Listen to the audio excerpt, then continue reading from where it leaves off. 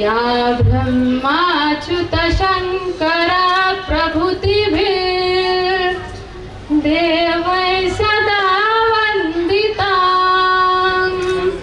सा मां पातु सरस्वती भगवती निःशेषजाढ्यापहा शुक्लां ब्रह्म विचारसार परमां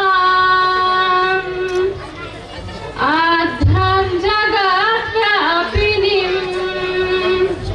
वीणा पुस्तकधारिणी अभयदां जाढ्यान्धकारापहा